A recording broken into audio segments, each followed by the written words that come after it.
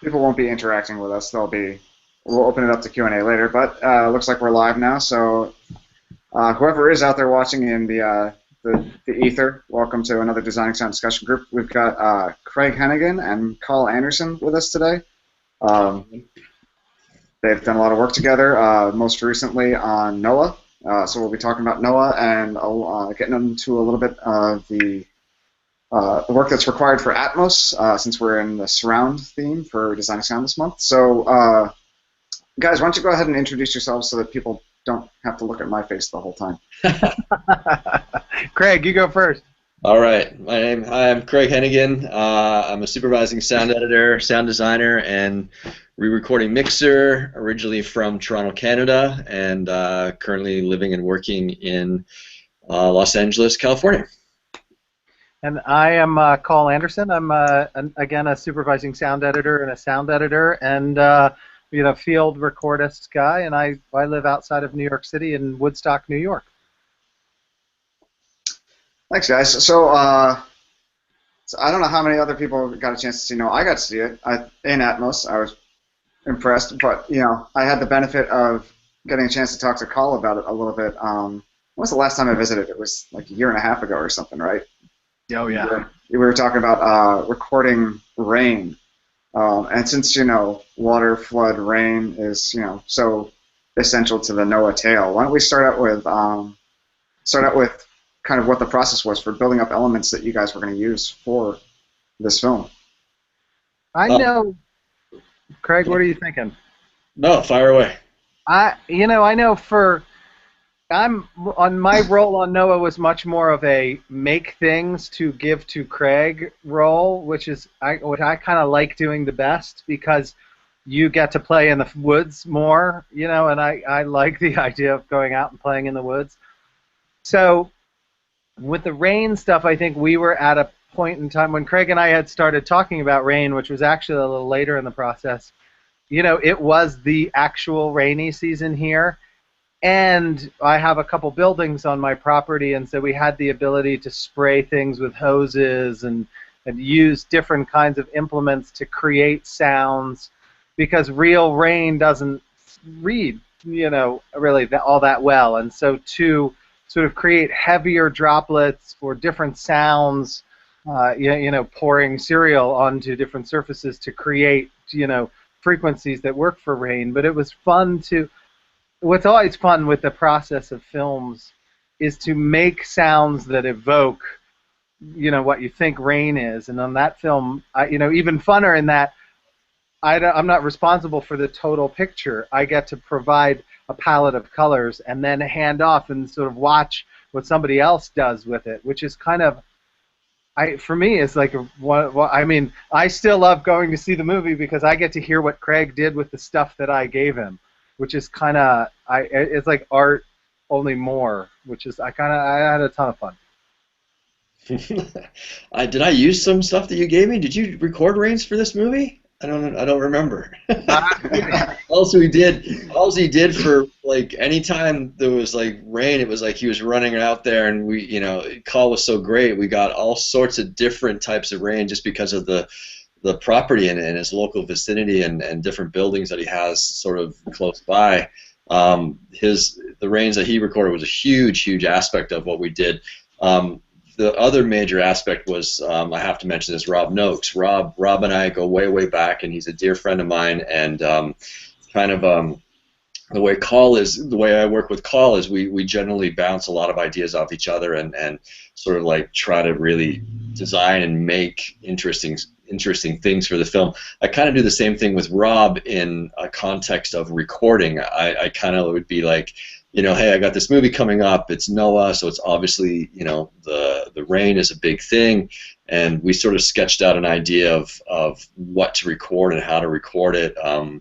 In previous movies, that I'd worked on, and as Coll mentioned, rain can really turn into white noise pretty darn quickly, and it's kind of the less is more approach a lot of times, and finding the right sounds, the right rain versus versus layering up tons and tons of rain, which just basically cancels itself out. So Rob was really instrumental in the rainy season, the short rainy seasons that we have out here in California. Not this year, but the previous 2 years, we had a pretty good rainy season out in the desert. So he was able to find a couple abandoned houses and spaces that he sort of has on his little hidden list of places to go record.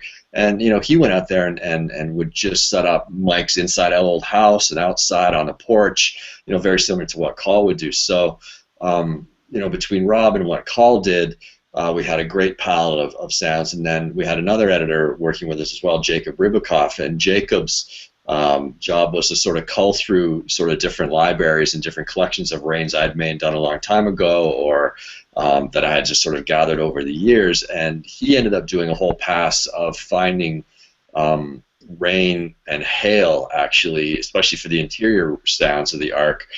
We found like hailstorms and stuff like that actually added a different type of layer. So between the three sort of facets of rain, we kind of had a well-covered idea of what would work, and then it was just sort of up to us to sort of figure out, what worked in the context of whereabouts they were on the Ark geographically. If they're high, like the Ark is split up into 3 levels basically, and the highest levels where the avian deck is where the birds are hanging out. That's obviously where you hear the most rain. And then as you go lower, you hear less rain. You hear more of the waves on the side of the Ark, and then when you go down to the bottom, the bowels, you hear just more of the rumble. So that was one sort of aspect of the sort of rains, and then the other aspect is the rains outside during the big battle sequences, and when it starts to rain, and all those sort of things, and how to basically, the rain starts with one drop that lands on Noah's face, and then from there it slowly builds into what you hear during the whole battle. So that was great to have all the great stuff that Coll had recorded, Rob had recorded, and stuff that Jacob had sort of done, and sort of choose a bunch of things. And then I also built a little miniature haphazard, like 4x8 Ark sort of in my backyard, and I kind of got bamboo, and I got plywood, and I got 2x4s and 4x8s, and I kind of just made a sort of bit of a sort of maze of different things, and I got a big tall ladder, and I got a bunch of different sort of sprinkler heads and stuff, and just did a lot of close-up or medium close-up type rains that would work for drips and wetness, and that close sort of sound that would still have a little bit of slap to it and a little bit of a space to it, but had more control than running around in a rainstorm trying to get close-up drips and stuff like that. So that stuff came in really good use during some of the Tubal Cain scenes when we're in really close and there's all the snakes around, and we really wanted to make his deck feel the most creepiest, and drips and trickles and running water were kind of the idea with that kind of stuff. So so that's kind of the overall shape of where all the rains came from. That was kind of the beginning of it, and the end of it was like getting rains that worked really, really well. And the bonus is we got tons of rains that will work great for all sorts of other projects as well. Because we just recorded so much. We recorded so many different things because we had a lot of time on this project, so it was really great. And as Coll mentioned, it was a huge rainy season, right, Coll, I think? And we got killed. We got days of like, we're going to get an inch of rain tonight. And then, like, overnight, an inch of rain, it was like, okay, I'll just put microphones everywhere. Yeah. See what we get. Yeah. So I imagine that kind of breadth of recording, which probably gave you a lot of different perspective sounds, was pretty helpful when you got into working in an Atmos. Oh, absolutely. Mix. Yeah, no, the Atmos mix was, that's the first thing that you think of when you think of the movie Noah, and I'd done a couple Atmos projects, so I knew exactly what we were sort of able to sort of do with the Atmos thing, and it worked.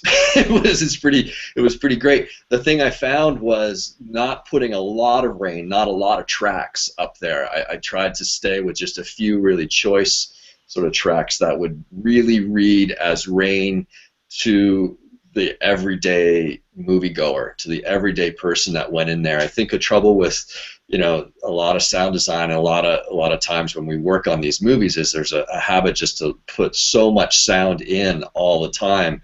And and as clever as it can be, and as great as it can kind of sound for us sound folk that really pick up on all the little details, I think a lot of times, audience members want to sort of just watch the movie. They want to engage in that. So, it's about not really drawing attention to the rain, but still making sure that the rain fills the spectrum. And Atmos is a given. It allows you to sort of do that. It allows you to, to play stuff around a listener in a theater, and it's just such a believable technology, like with that kind of idea. It's you gotta just you have to adjust it a little bit. I think the way humans hear and the way the overheads work in an Atmos format sometimes is like I can just put a stereo rain up there and it's gonna work great. It actually doesn't really work that way. It actually monos itself out when it's above you, just where I think the way where we hear when we're sitting in a theater. So I was a lot of times I was offsetting stuff where I was pushing one sort of set of tracks to the front of the overheads and then another set to the back of the overheads, and I would slowly sort of augment that, as sort of the scene dictated or dramatically what we had to do. That would be the other thing I have to mention about the work on the rain and the work on all those things is Darren Aronofsky, our director, was very, very sort of specific about kind of what he wanted the rain to do. And the one main thing is he kind of wanted the rain to drive people crazy a little bit, so that when it stopped, it was kind of it's obviously a relief for the characters in the film, but it was kind of a relief for the audience members and stuff. And that was something that we were sort of conscious of as we were doing that. There's tons of other sounds going on in the film, obviously, during the scenes in the Ark, but we always had to make sure that the rains were working and you could always feel them, so that when they did stop, you were like, oh, it's like a breath of wow, it's quiet, it's silent again and stuff. So that's one more reason why Atmos was really, really effective, because you could do that without playing it volume. You didn't always have to play it really loud. You could just play it because you got the real estate to sort of do it. So. And is that real estate one of the dangers with Atmos? Kind of what you were talking about before with the desire to just put more and more in. Is that something that you find that people have to watch out for in Atmos? I would think so. I think it's obviously a case-by-case basis. I gotta be honest with you. Even when we do a 7:1 mix, and if I just do a 7:1 mix in a traditional stage, with the surrounds rolled off and all that, and I bring that into an Atmos theater and just a 7:1, even that sounds amazing. It's like the technology, it's like, because the surrounds are full range, they have bass managed full range surrounds. So things that pan off the screen, they stick, they stay, they don't sort of fall away into the back somewhere. You can really track things. So I think the dangers of Atmos, especially, I think the coming years when Atmos, when it takes off in a really big fashion, and when editors are cutting in Atmos, and that's when I think it's going to be a lot more sort of, maybe concerns about how many tracks are coming to the stage that you have to sort of sift through to figure out what you need and what you don't need. I kind of figure, my experience so far is in theory and in practice, you do need more tracks to make stuff work, but in some ways it actually makes the soundtrack feel simpler. I don't know if that makes sort of sense, but it kind of, because there's more room for sounds to go, it feels like it's a much more submersive sort of feeling versus feeling a bunch of sound effects pushed up against the LCR, I guess, for sort of lack of a better way to describe it. I don't know, Coll, do you feel the same way? Or? Yeah, oh yeah, totally. I find what it does is it lets things breathe more. There's a little bit more air. There's a little bit more space. It opens things up. And I know that sounds weird and like, oh, we've got 7,000 cubic feet, but all of a sudden it feels like 20,000 cubic feet. It feels like space in between the sounds that you can work with. I find that it makes me hyper cautious about the directionality because, everything is now sort of full range and you can hear everything, like everything is super crystalline. So all of a sudden it becomes an issue of me turning the audience member's head. If I put something into the sides or the top and it's too directional, I see people kind of, their heads kind of go off in a direction. Right. And so I find for me, I just end up putting a little extra. I want extra time to put into story thought so that what I'm doing, the sounds that I'm choosing the audience hears, I'm choosing really carefully relative to story and director vision. So that they, the director has a story idea or something that he's trying to convey, or we're trying to sort of make something, a figurative focus point for story. And I just try and be a little bit more careful with that, because now there's a space for that sound to actually be in. And if you just start throwing stuff around, it's cool, but it ends up being it ends up being so you can focus on it so much. That was the first time. I mean, the first time I got to play with it, it was I would put things around, and all of a sudden I could hear them so well that I was like, oh, wait a sec. Right. That's really good. I gotta hide that. I gotta hide that a little better. Right. Cool. So I mean, Rain is about a third of the movie, but the rest of the movie is set in something that we don't really get to experience anymore. It's just kind of nature. There's really not a lot of people. It's very small groups for the most part, except for the few occasions where we see Kane's forces before the rain. So, what was the process like of getting actual kind of ambiences to kind of fit those scenes? Again, it was I go back to Coll and Rob Noakes and myself getting we started with forests and forest sounds and empty forests and empty fields, and as far away from civilization as you could possibly sort of get, and just layering up the proper sort of sounds. I started the backgrounds pretty simply, and kind of tried to let specific backgrounds and tried to let the story sort of dictate kind of what we needed to hear at certain places. When I first started the movie, I was like, oh, we're going to have a lot of scenes that we're going to have to sustain long periods of time with nothing really going on, because when you think about it, once the birds arrive and go into the ark, theoretically, there's no, at least the way we approached it was, there's no birds in the forests, and there's no bugs in the forest, so it was always supposed to be sort of, just quiet. And Darren didn't really question it. We did a couple early temp mixes, and we just went with winds and airs and forest tree creaks and some other things that just didn't make it spooky and sort of over dramatized, but just in a way of making it try to feel as natural sort of as we could. And not making it too busy.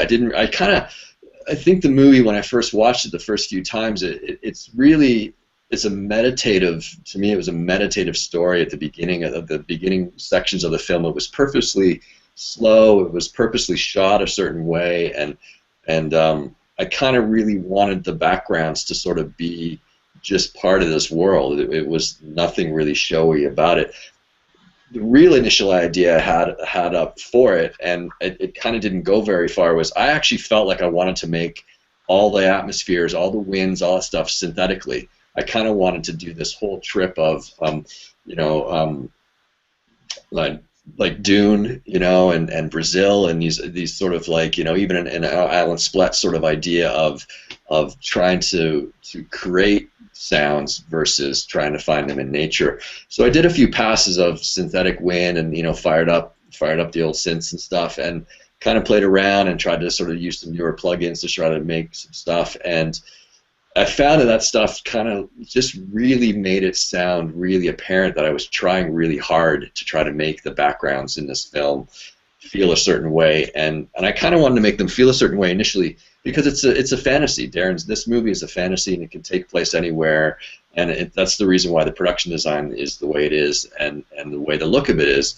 I wanted to do that sonically, and like I said, it was really, initially it was like, oh, this will be a great idea, and I'll be really clever. I can make all these winds with these synth sounds. That's the sound designer guy in me. And then I got there, and I was like, oh, this is just not going to sustain itself. It's just not going to be what the movie needs. And you know, we all work on film, so we sort of know the journey a lot of times becomes, you know, when you submerge yourself in the movie for, not just 2 or 3 weeks, but 4 or 5, 6, 7 months, where, you know, we have that luxury to sort of like, you know, do multiple passes of all these sort of things, and you can kind of know what's working and know what's not working.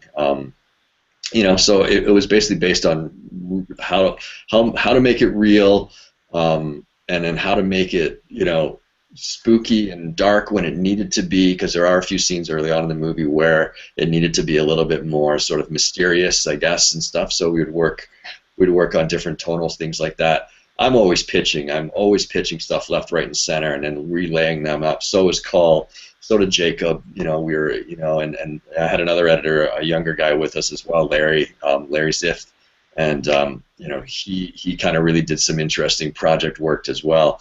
I like to give all my editors, when I'm working with them, sort of like small little projects, small little, hey, go and spend 4 or 5 days just on this stuff and make a really interesting well of sounds. And that's kind of why Coll and I work so well together, because he knows we have to cut the movie, but there's also to find this time to actually sit and create a library and create, you know, ideas and all these little happy accidents that sort of happen along the way. So, you know, for me, it was like getting wins from Coll and getting wins from Noakes, and then hearing different things and hearing, you know, how we could lay them up together, and if you pitch things a certain way and how they would work, you know. So, but it was all in an effort to be simple or simpler at the beginning of the film, trying to make it just sort of real and desolate, you know. Yeah, I think I think my favorite. There's so many accidents. There are so many recording accidents that turned out to be awesome that it's kind of I can't pick one. But there was, I think, at the time when we were talking about different kinds of, like, are you going to hear insects? Yes, maybe you'll hear insects, but not really insects like we hear them now. Something has to be sort of different about them, or we need to shift context in some way. And I think one of the funnest accidents was, you know, specifically playing around with a recording of kids on a playground. And I had, you know, I had been at like AES, or I was doing something and talking to people, and across my desk came Iris, one of the Isotope plugins, and I had thrown in just like, oh, you know, I'll just throw the playground of kids in there and see what I get. And I got probably 20 birds out of that. And they were, you know, and I don't know if we ended up using them or not, but it was such a nice experiment and a little tangent of one of many that it was like all of a sudden you were hearing like, oh, wow, that's a frequency that says different time, different kind of animal, but not so much so that it removes you. Just it sort of functioned on. It was like one of those sounds that had the essence of bird, but not the weight or the sort of connection of what we hear every day. Like if a chickadee goes off outside my window, I go, oh, it's a chickadee or a blue jay, or, you know, right now the woodpeckers are working and they do this vocalization thing that's really cool, but I know exactly what it is. And the audience knows, you know, people up here know exactly what it is. And here was some sort of happy bird that was not, it wasn't bird, it just was essence of bird. And there were so many of those in this process where we could get just enough time to, you know, I'm just going to throw myself into birds and see what I get. Yeah. Real birds, not real birds, you know, squeaks, squawks, different sounds, different creatures, different animals that I'm going to try and re-envision as literal birds that I sort of hear every day. And that's what made this process really fun. Yeah. Agreed. So when did you both come onto the picture, and then kind of what was the kind of like balance between the edit and the experimentation? The mix. Well, for my relationship with Darren goes quite a ways back, and I think I initially got started on this project sort of in the spring of 2012. Actually, I did some sounds for the previs for Darren's pitch. He was going to Paramount to pitch the whole idea, his vision of the movie, and part of that pitch was he had visual effects and he had certain sequences from the script that he had sort of had done, and Darren's a big sound and music guy, so both myself and Clint Mansell, our composer, did music for it, and I did sound effects, and I did a quick mix and sent it off, and go for it, man, good luck, hope you get the money to make the movie. And so that was sort of my beginnings of what it was, and cut to about a year later, I guess. They're off and shooting, and I'm working away, creating as we can. Now,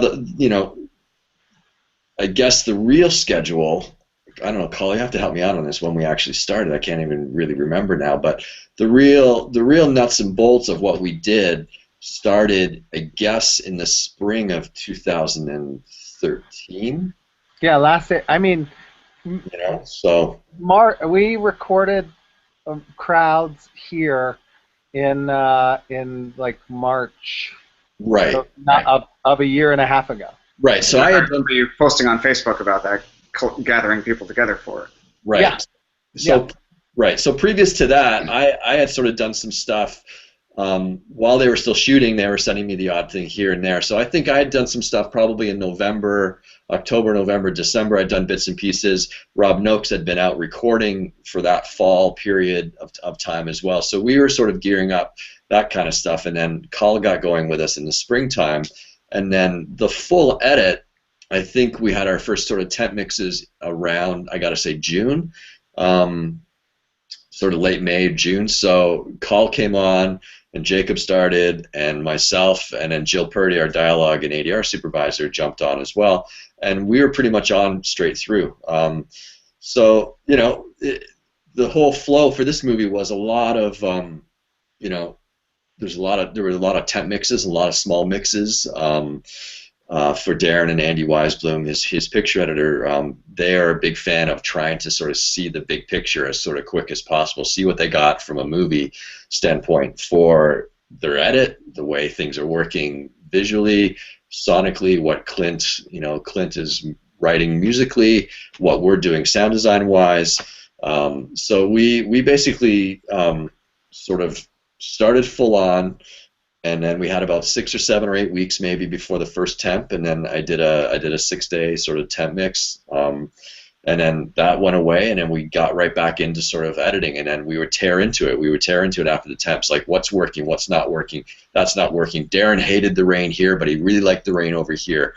You pick up all these sort of things by being around the director and being around picture editors and stuff, and you don't get. It's kind of like you only get as good as you can get when you're doing it full on. It's kind of like a race car driver or a baseball player. You can practice all you want, but when you're in it doing it and you're temping and you're mixing and you're putting the whole piece together, you kind of really can get into a swing of things, of not being precious with anything. You can sort of, let's just go for it, and you kind of know right away what's working and what's not working. Like, we recorded all this rain, it's great, sounds great. You put it in the movie and like, none of this rain is working. What am I going to do? Now I need to figure out this.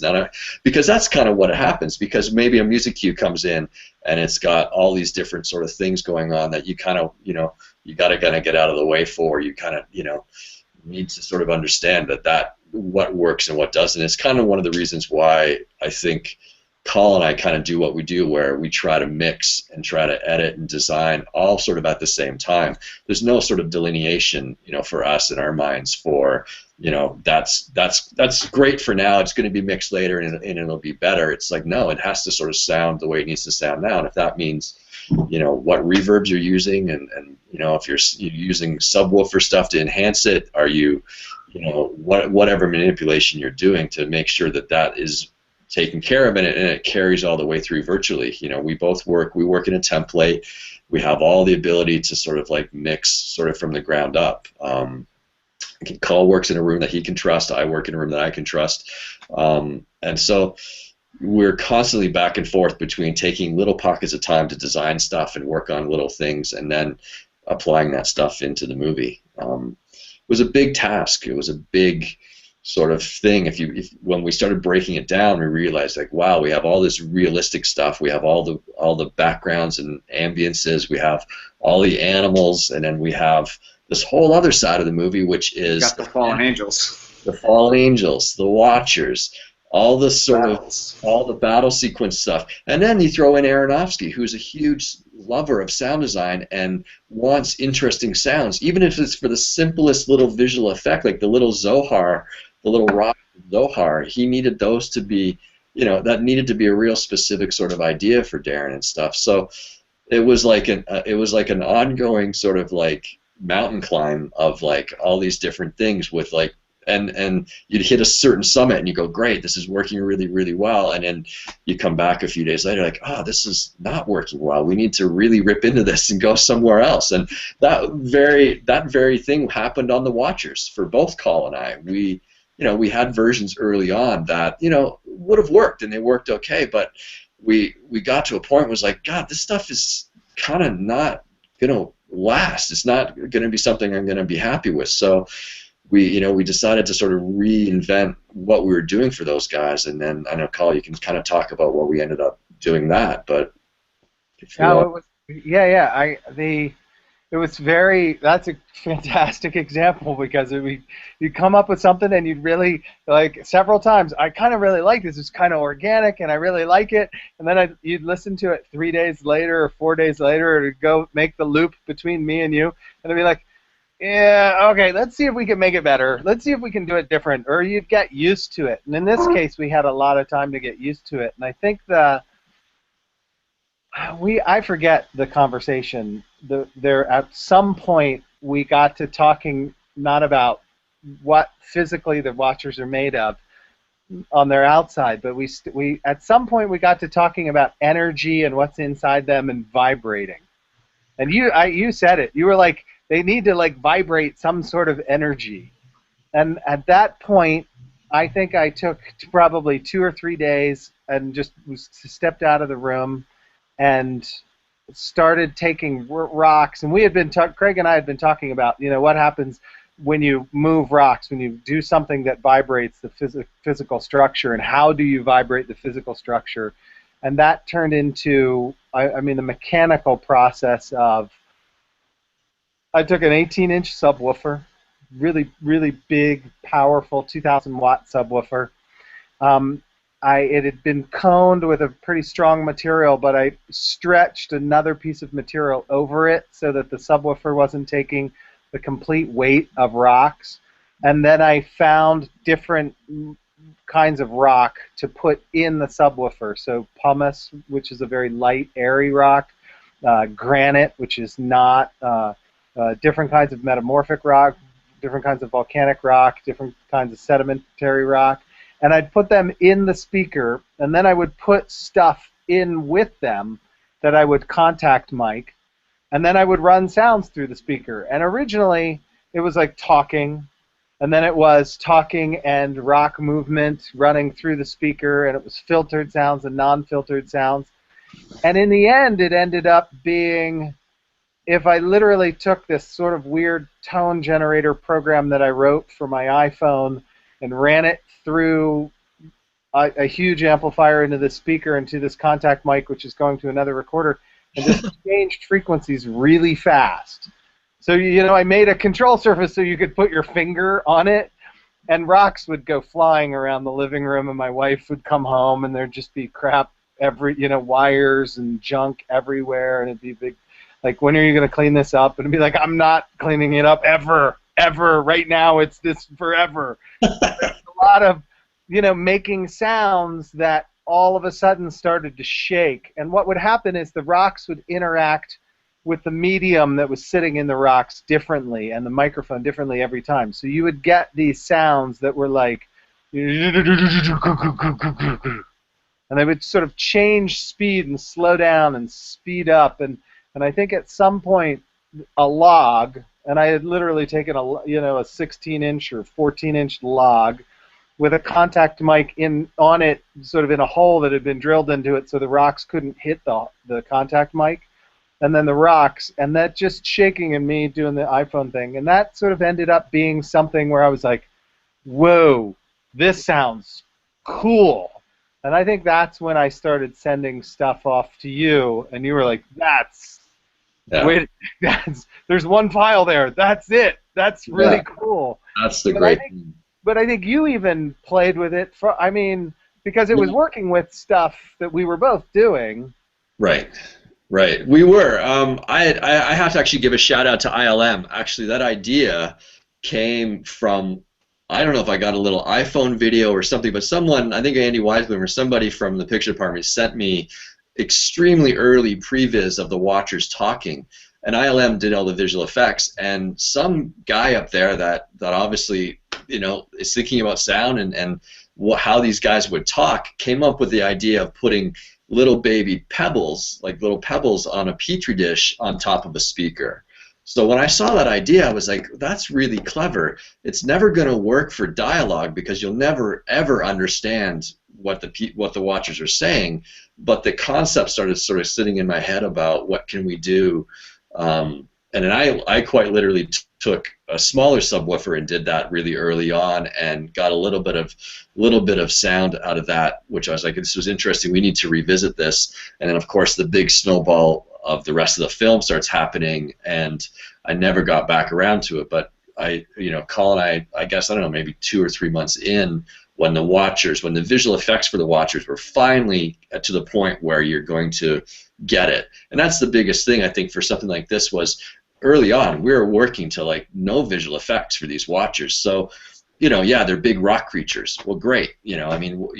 How do you get inspired by that? But when you finally start seeing that sort of stuff, I think the vibrating idea kind of came back to me, and it was like, Coll, we need to figure this out, and this needs to be better, and I need you to go do this because I got a mountain of other stuff to kind of do.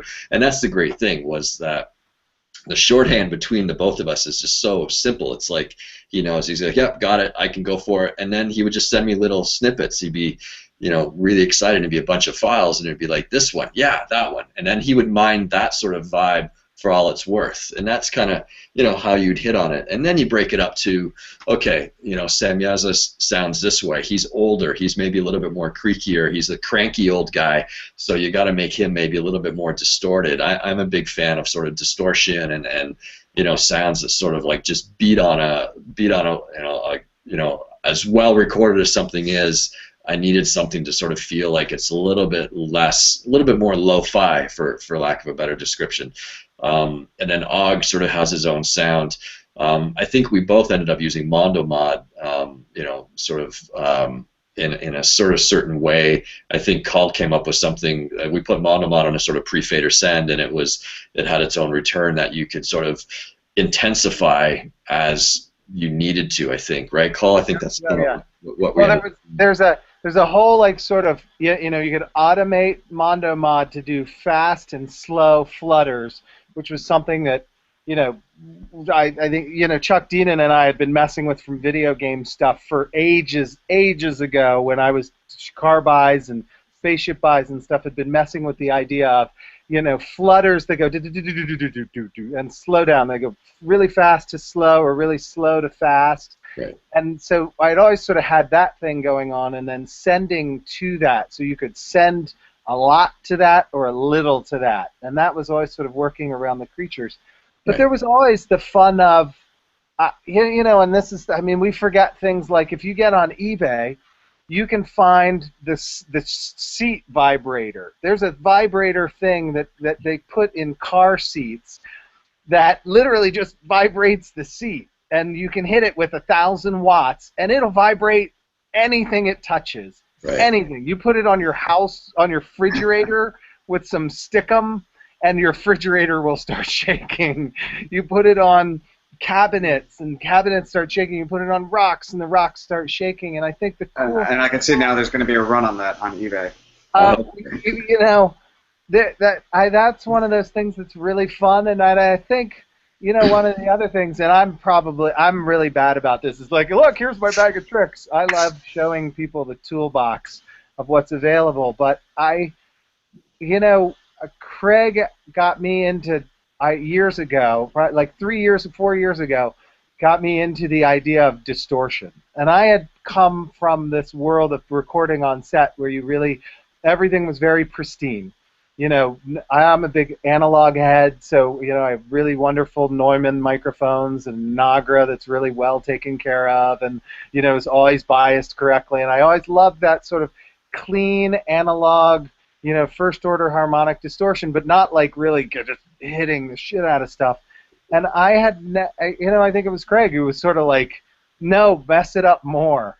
No, mess it up more. And it was really hard for me to get out of my shell. And I think probably a year, I don't want to say the beginning of Noah because I think I was really messing with it probably before Noah, but probably after the last thing that Craig and I had bounced back and forth between us. But started to literally take the JJP waves stuff and just distort the shit out of everything. Like like run stuff through the Jack Joseph Puig drums plugin and just presence distortion and hit stuff and see what happens.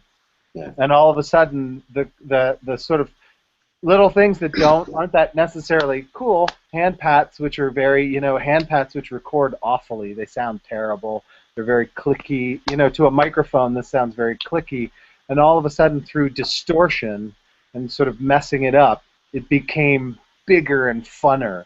And I think the rocks were one of those things that it was so much fun to take lo-fi to a new extreme that gave us you know, that the connection to them it went back to organic. It went back to feeling like that's exactly what they were. Yeah. I got one more question I want to ask. I am going to say, just because we have a little bit of a lag and it takes people time to type, I'm opening up the Q&A now here, although it looks like we have some questions. So I'm going to ask one more, and then we'll start getting to the Q&A questions here. To go back to Atmos, when was the decision made that you were actually going to go Atmos? When did you talk to Darren Aronofsky about that? And then how did that affect kind of both scheduling and also the some of the processing that you're talking about? You know, reverbs and the effect scent and stuff like that. Right. I had pitched Atmos to the guys that I think around the time that I did that previous stuff. So, you know, years ago, I was a big advocate of this. The movie had certain sort of stipulations, and the biggest stipulations was that Paramount wanted it to stay in New York, and Darren is born and bred in Brooklyn, and he wanted to stay in New York. I wanted to mix it out west. I wanted to mix it in a big Hollywood room. You know, big action movies, big epic movies like this deserve to be mixed in big spaces. That's why we mix in these big rooms and stuff like that. So you can push some air, and you can really, you know, really use the room as another, you know, cliched as it is, as another instrument. You can really make something go to town. And then you throw Atmos into that mix, and you're like, it needs to be even more in a bigger space. It came apparent pretty quickly that I wasn't going to get that to happen. But I wanted to do Atmos still, and so we were talking with, you know, how we're going to get that done in New York. And I had done a temp mix at Deluxe New York, and they had just opened up a new room, and it was a dual operator icon setup, and it worked quite well for the space. And as I was packing up after the temp, I was saying thanks, you know, it was great, you know, and hope to see you guys soon. And they're like, yeah, you know, anything we can do. And I was like, well, you know, if you think about putting Atmos in the room, there might be a really good shot that I could actually, you know, that we could actually make an arrangement and come here to finish the movie. Darren really liked the space, although it's not a big room by any means. Definitely not on the LA or Los Angeles side of mixing stages. But it was a good enough. It had a good enough high ceiling in it that you could push some air in there, and it felt like you're mixing a movie. Darren liked it because it was downtown, and it was pretty close to where they were doing their DI. So there's all these other logistics that sort of have to come into it. As much as we wish as sound guys that we could get the perfect space and you know, all this stuff, I had to really sort of logistically sit down with you know, with our post supervisor and our producers and figure out how we're going to sort of do this. And then I kind of put Deluxe together with Dolby, and I got to tell you, Dolby stepped up. and everybody over there said, yeah, we can make this happen. And over a Christmas break, Deluxe started the construction, and over Christmas they basically hung the speakers and got all the amps in and redid the whole thing. So I think I did about a week and a half in the room in January pre-mixing in regular 7.1, and then I had another 2 weeks or another week and a half to sort of finish up in Atmos. So and then we did Atmos virtually. We did a virtual mix of Atmos, for our final. So that sort of answers the first question. Is like we ended up at Deluxe New York, and that's where we did our Atmos mix. Skip Livesay mixed dialogue and music with me. And the other thing I should point out is Jeff Foster, who's Clint Mansell's recording engineer for the music. All the music was recorded in New York, and Jeff actually mixed down in an Atmos setup as well. Dolby came in and helped him. Basically, they put scaffolding up with the overheads in the control room I can't remember where in New York they were mixing, but he basically did one of the first Atmos mixdowns in sort of feature film work, I believe. He thought it was great. He was able to use the overheads and do certain things that was really effective for the film. So logistically, that's kind of what happened there. And then from our workflow, or from my workflow, we had a really solid template that was sort of set up in a 7.1 sort of environment. And there's a couple different approaches you can do for how you want to work in Atmos.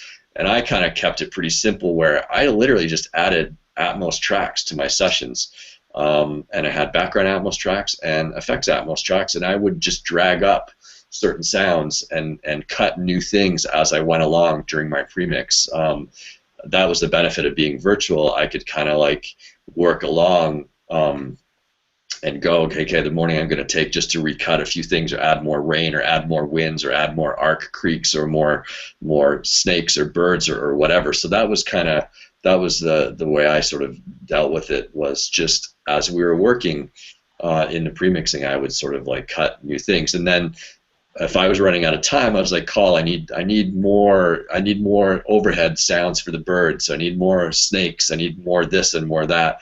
And he would cut little ad sessions for me, and I would just sort of bring them in and pan them where I sort of needed to pan them and stuff. So, there's other ways you can kind of do an Atmos mix when you're working virtually. You can set up a whole thing where you can use sends and send, say effects track 1. You have the main output, but you also have a couple sends set up for Atmos, to go to Atmos plugins.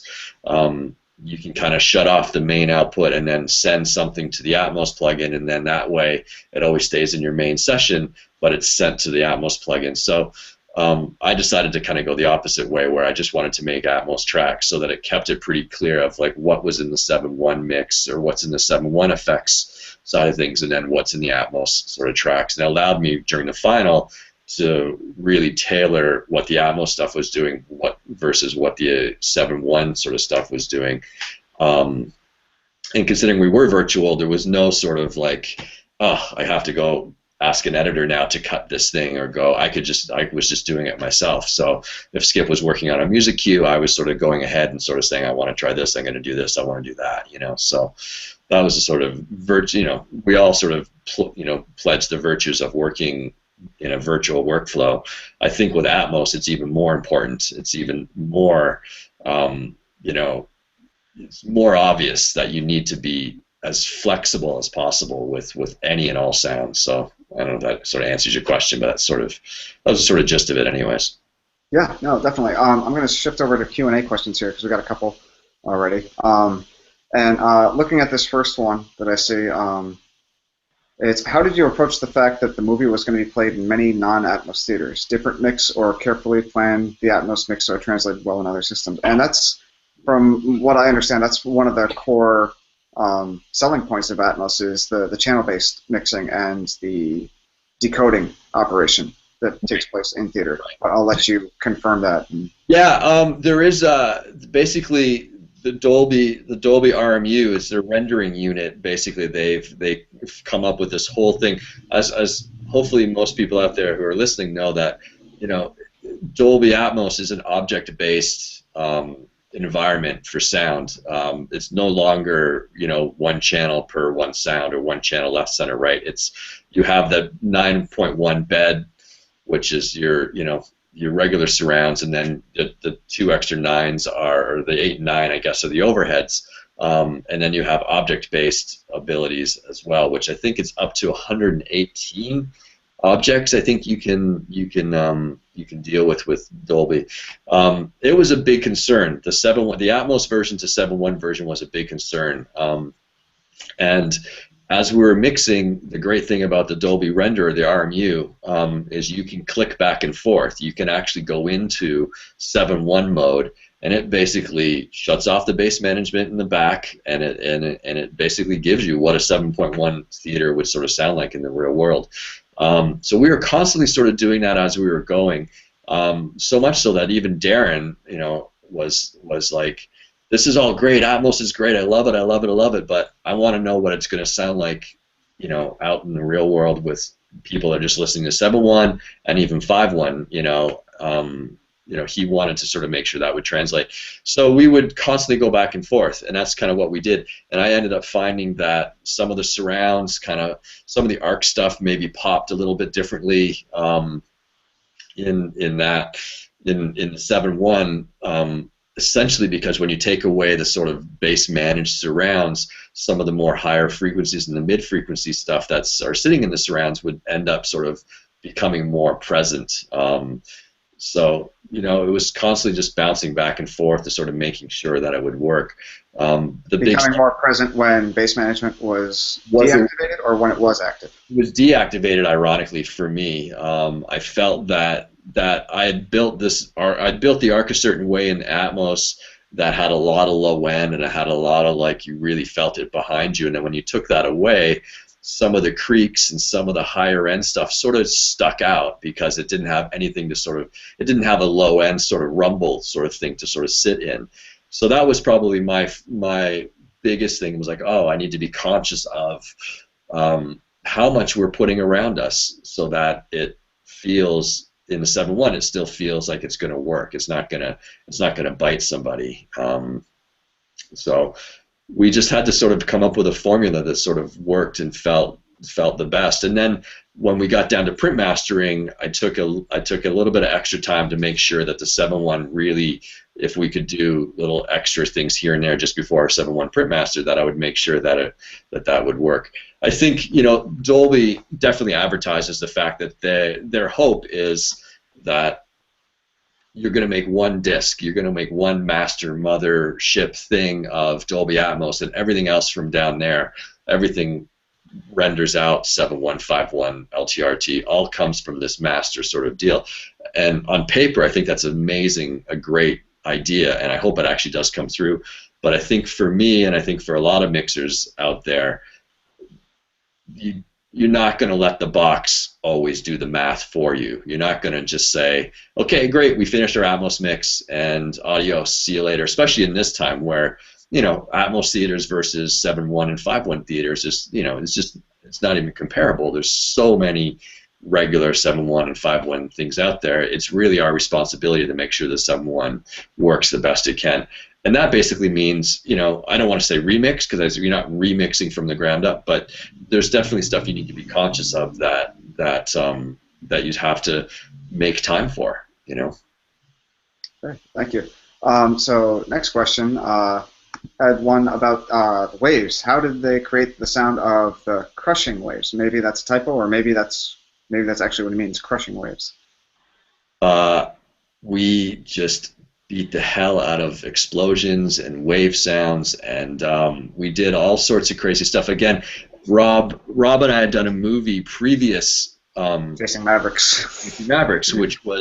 which was kind of fortuitous for me, specifically going on to Noah, knowing how much water. And the great thing about what Rob and I learned, those sort of things we could apply to what we did with Noah. So the waves all started with regular waves and real things that we had recorded. and then the extra weight and the extra depth and dimension sort of came from other sounds.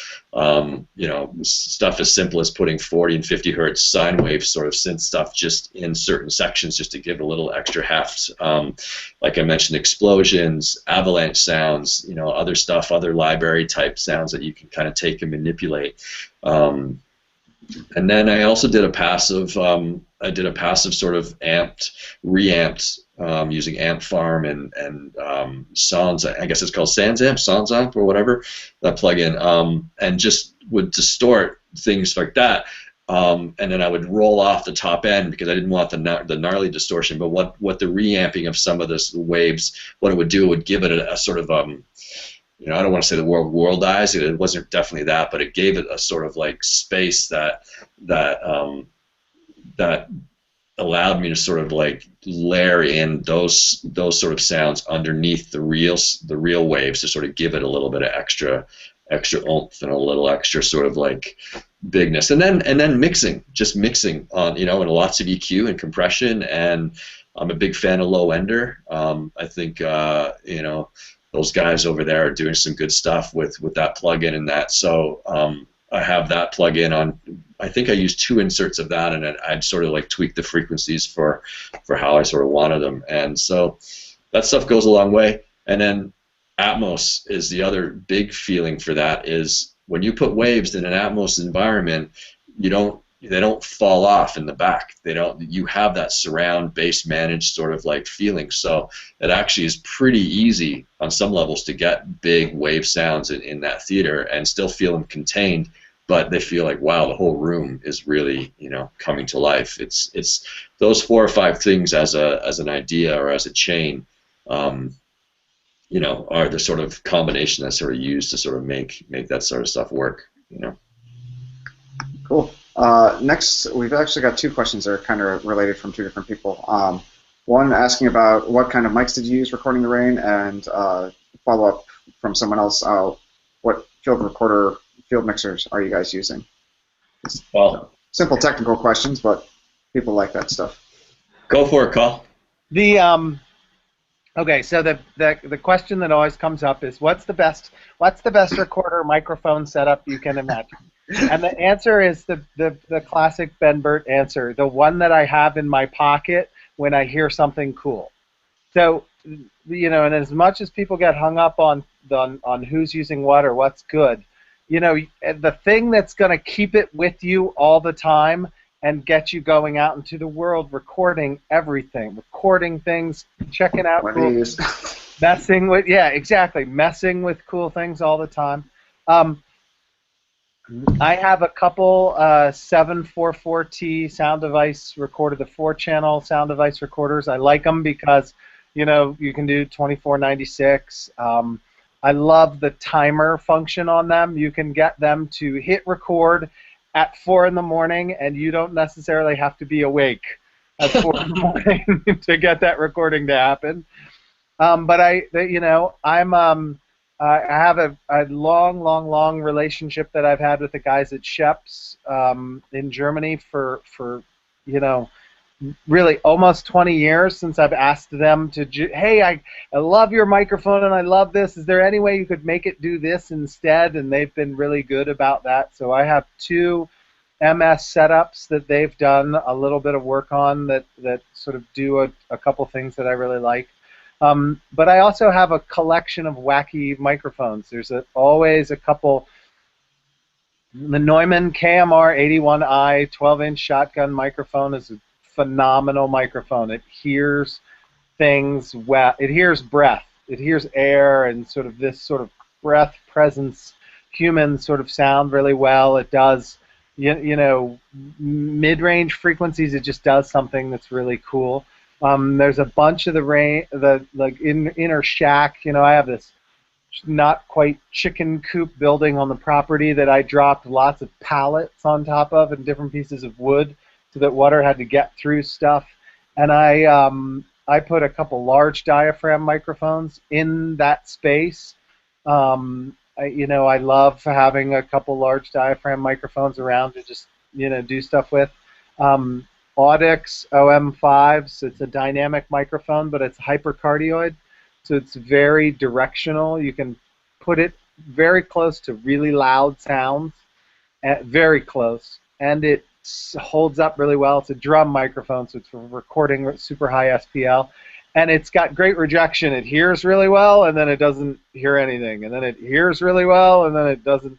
You know, the louder the sound, it's like the better the rejection is on that microphone, which makes it, you know, really worth having. And then there's always a bunch of, I mean, at my office, there's always a bunch of contact mics in various states of disrepair, kicking around we're using, and I found that, you know, like Noah probably ate 3 or 4 of those contact microphones where I would accidentally, like, I've been trying to move rocks to do something, and it'd be like, kergrunka, kergrunka, kergrunka, oops, crap.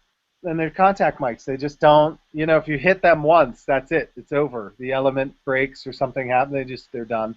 And then there's this sort of, again, the toolbox secret weapon, and Craig will know the actual what it's called because he's better at car parts than I am, but there's this black glue that it's kind of comes in a big roll. It comes in a, you know, the roll is like, you know, 14 inches, and you buy it at car parts stores, and it's the glue that goes around the body of the windshield that the windshield actually sticks to, and it's we call it butyl or it's butyl, I think is what it's called. Butyl.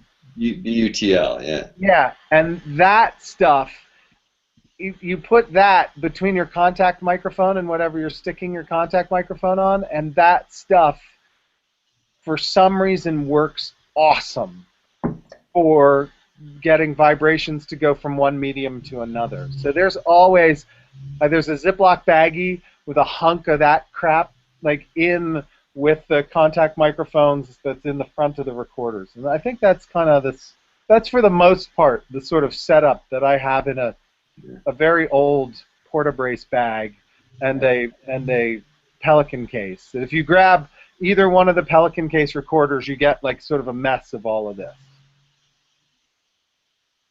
Cool. Awesome. Okay, looks like you kind of talked about this, or maybe answered this question to some extent earlier on. How many sound design phases, iterations were there in the project? Example, concept and sign-off, production, alpha and change requests, final testing. And then a follow-up question, what major sound design changes, if any, happened during the project? Wow. If any. If any. Yeah. It's like, oh no, I had none. Never. I didn't They read loved everything I said them the first time.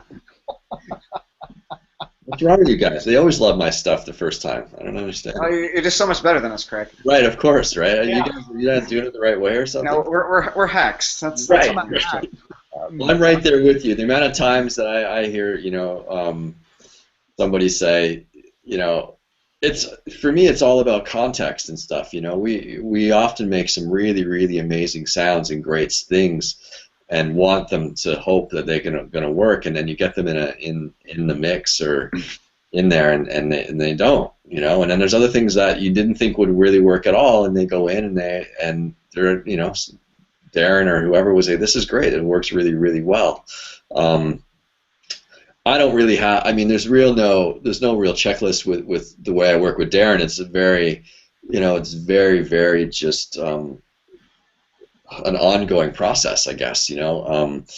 So we spot the movie a lot, and we talk about the movie a lot, and I send him, early on, little stereo mixes and bounce downs of sound effects, specifically A, B, C, D, E, F, G, H, I. I mean, the Watch Your Voices, for instance, you know, early on in the process, you know, everybody wanted there to be a certain sound with the Watchers, not the sounds of the rocks, because Coll and I obviously were struggling with that on our own side. I'm talking about the dialogue, and how can we mess up and fuck with the dialogue a little bit to make it feel like it's not just two actors speaking the words.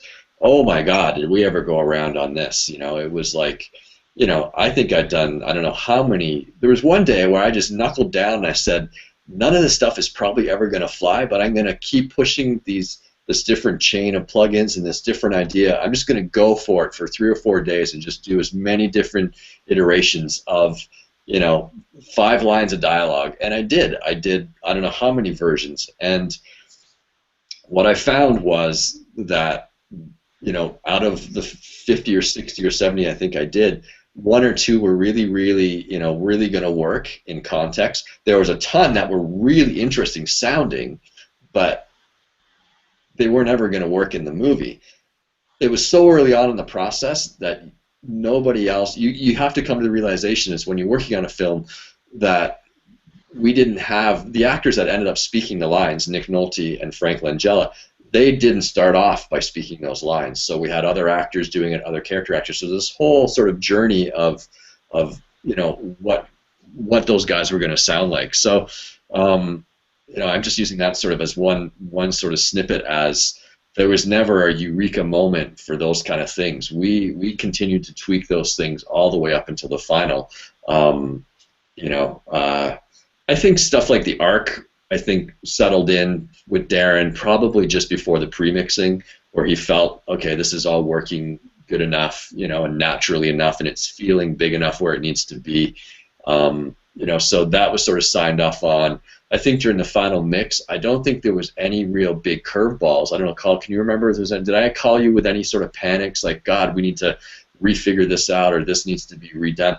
I think for the most part, we had managed through the course of our temps and through the amount of time we had, that by the time we got into late December, mind you, we started pre-mixing in January, so late December, I think there was maybe over the Christmas break, I think I sent Darren 6 versions of what we were referring to as a God breath, or an idea of the creator. It's God is referred in the movies, referred to as the creator. So that was probably one, and another one for, I can't even remember what the sound effect was, but those were 2 last minute sort of like conceptual ideas, and those are the things that Darren was sort of, how do we create a presence or an idea of the creator is around us, without it being too overt. And we did this stuff with breathing, and we did these things with breath, but ultimately we got away from the breath idea, and I ended up creating it with spring drum. The spring drum sounds with a long spring, and you can kind of just shake them. I ended up performing quote unquote breathing or exhales or inhales with the spring drum, and then I would just sort of shape them when I was working with them. I would just shape them with EQ and fades and whatever layering to sort of give it that sort of sound. So that was probably the last one that was like a struggle. So checklist, not so much. Not we never really we don't really work in that sort of fashion of like, yes, that's good, move along. It's much more of just a process of how the movie's sounding as a whole. The way we would approach it, I would think. Right, Coll, do you have anything to add? Yeah, no, I think the hardest thing is, and there were definitely things where you're like, what is this going to sound like, and how to sort of come up with, like the rainbow, which was the end, which was very challenging because music is hitting a sort of epiphanous large moment, and you're like, how am I going to work this through there? I want to create something that's audible, and yet the music is really functioning. But I think the thing is that I've learned is, there were things like when we went back and forth on voices, there were things that I found that's like, I love the sound of this voice, but that doesn't necessarily make it right. Right. And it's hard to learn that, and I learn it better from you. Like, I get feedback from you that keeps reminding me of that, things like that. That occasionally it's hard because you make things that you fall in love with, that you love. I mean, I make sounds that I'm excited by all the time, but you constantly have to remind yourself, like, just because it's exciting for me, that doesn't necessarily mean it works for the story of the film. It doesn't necessarily mean it works for the essence of the film. I had a really fun experience on this, was I literally went and found an old, like a 20-year-old Pro Tools machine, a 15-year-old Pro Tools machine. Yeah, with the whole Hyperprism thing, right? Yeah, and I went and put together, people are so sick of me saying how much I love the original Hyperprism. I mean, all my friends are so sick of me saying it. So I went and found this old Pro Tools station from, somebody's storage locker, climbing through a semi full of recording parts that was being stored, and I found this thing, and I found all the like dongle codes that I had still somewhere, and so I got this old version of Hyperprism running.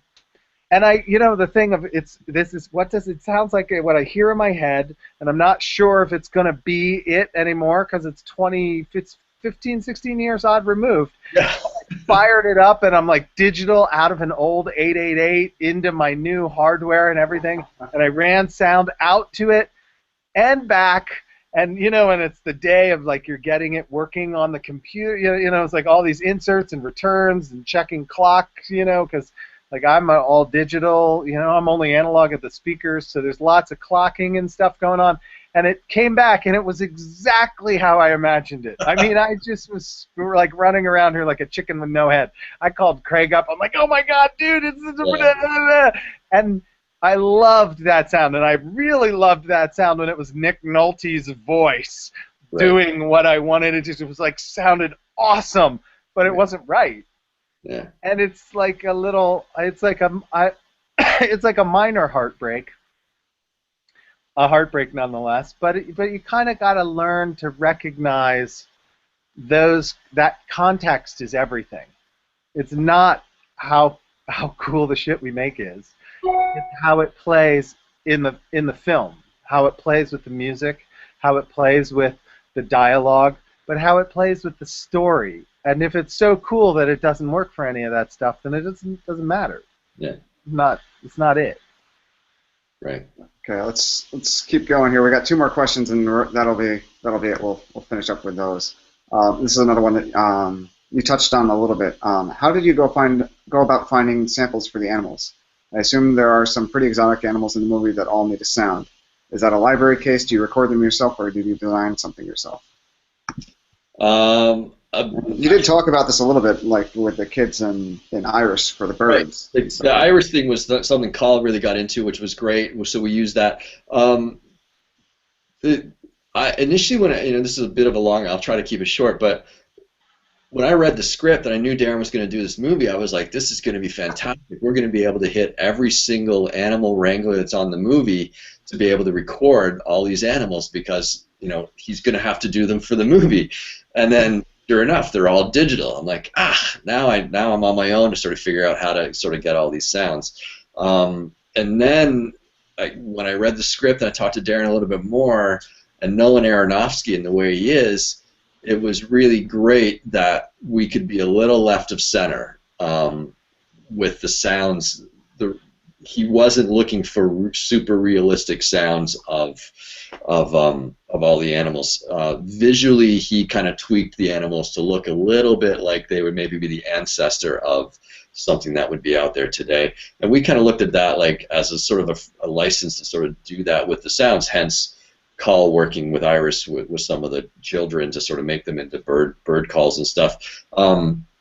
Now that said, there was a lot of realistic how we're going to record all the birds, specifically the birds coming in, the flocks coming in, and Rob came up with an idea of trying to record what are they called? Sandhill cranes, I think.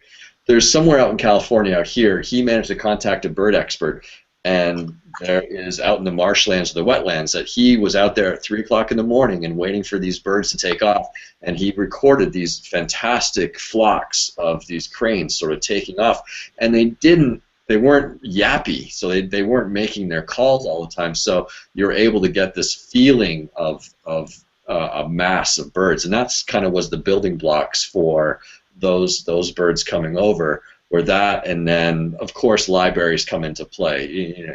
I'd be remiss not to say that there's some amazing sound libraries out there. And I'm not talking about the old standards of Sound Ideas and those ones. I'm talking about there's a lot of independent guys out there that are just like us that are recording amazing stuff. And so, through that, Rob and I kind of figured out, okay, I can maybe try to look for library stuff that this would work for. Starlings, recordings of starlings make really great sounds for flocks.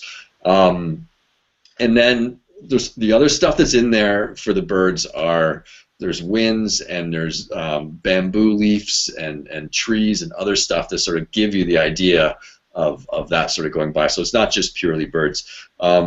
Same with the animals, the herd showing up. All those sort of things were some of them were library based, but other things were recordings that Rob and I did in different animal places and barns and with horses or bulls, and then the snakes. And the other thing, I think the majority of the snake stuff came from either Coll, I'd recorded a few things, and some of the library stuff that I'd sort of like called upon as well. So.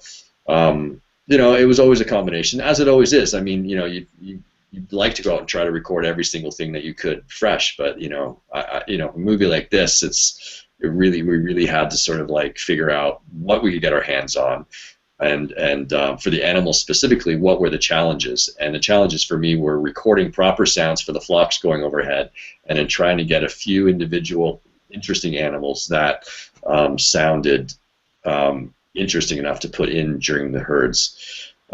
We also recorded slaughterhouses, which I don't necessarily want to advertise that we went out and recorded. We were managed to get to recording slaughterhouses, but we managed to do a few of those. And obviously, slaughterhouses aren't the most receptive to people wanting to come in and record them. So we were able to sort of like get into a couple places that welcomed us, and we ended up using those sounds. For a lot of the violence, a lot of the sort of violence and screaming and other things that you hear in the movie, a lot of that stuff came out of those sort of recordings of manipulation of those sort of screams and sort of death cries and all that kind of stuff that we used in a sort of a much more, designed-oriented thing. It wasn't taking just a pig squeal and putting it in, but really manipulating that squeal in a certain way that made it dramatically right, but you didn't know where the origin of that sort of sound sort of came from. So that was sort of the challenges with the animals.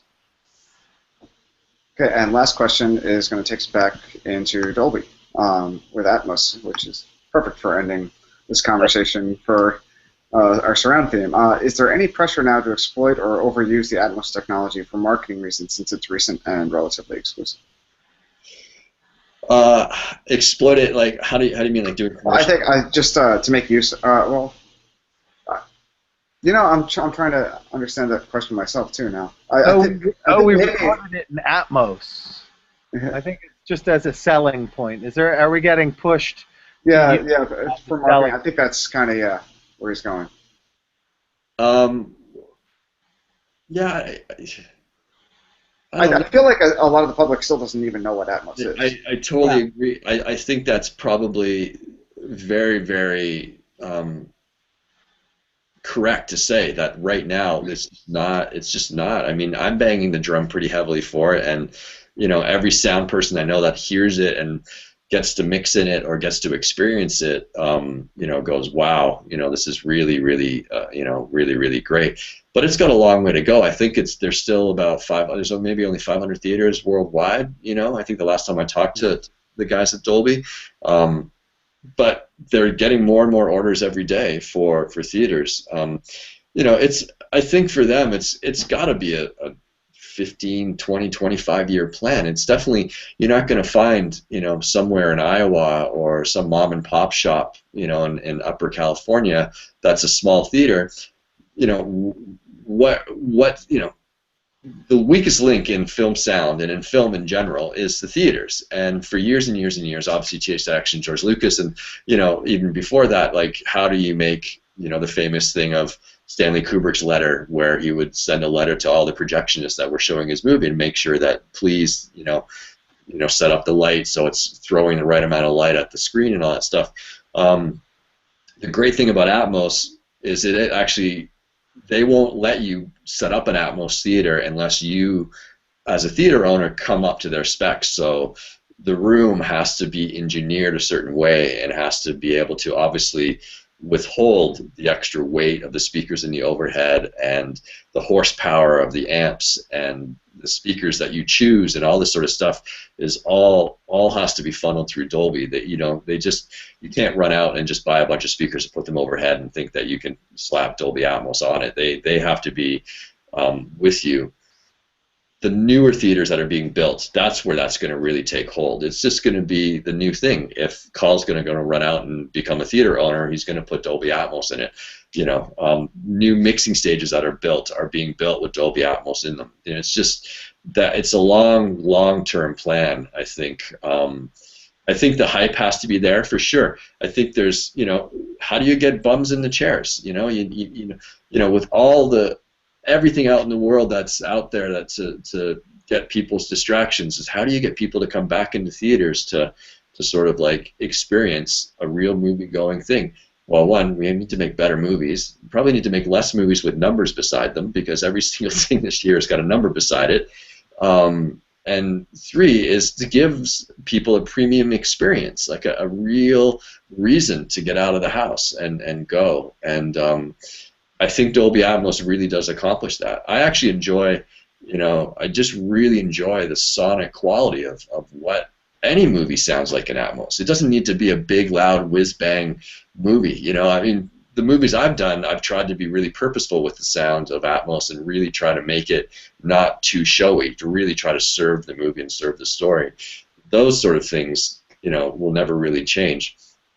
Will you get movies that are going to come out and take full advantage of all that stuff in a bad way? I possibly, maybe, I hope not, because I think in some respects the whole loudness war and the whole war of this movie, that late 90s thing of where the movies that would come out were just so loud and ear piercing. I think with more speakers at our fingertips, I think there's going to be a sense that you can make things feel bigger and feel more impressive, but not necessarily have to be louder. I guess if that sort of makes sense. I'm really feeling that when the movies I've heard in Atmos and guys that I've respected that have mixed in Atmos, hearing what they're doing and going, wow, that's really interesting, that's really cool, it's really nice, it's really simple, elegant, all those sort of words still come to mind. So I'm hoping that it's a successful format. It would certainly make our lives easier from a delivery standpoint, because now when we deliver these movies, it's like an Atmos mix, then there's the IMAX mix, and then there's a 7.1 mix, and there's a 5.1, and then there's an LTRT. There's like the amount of time that we spend on deliverables is such a huge thing, and then you throw into that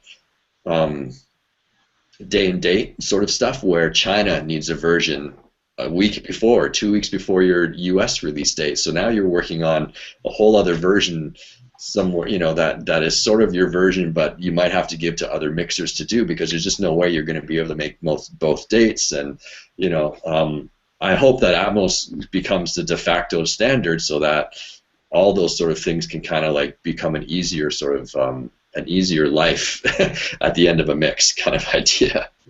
So. Coll, you have anything to add to that, Coll? No. You couldn't have said it better. I couldn't have said it better. Well, guys, thanks. We've got a couple thank yous from Mike Niederquell, Simon Nordberg, and Timothy Weirhead. Thanks, guys. Thanks as well. Thanks for hanging out with us, everyone who watched, and we'll see you at the next one. Cool. Cheers. Thanks, Sean.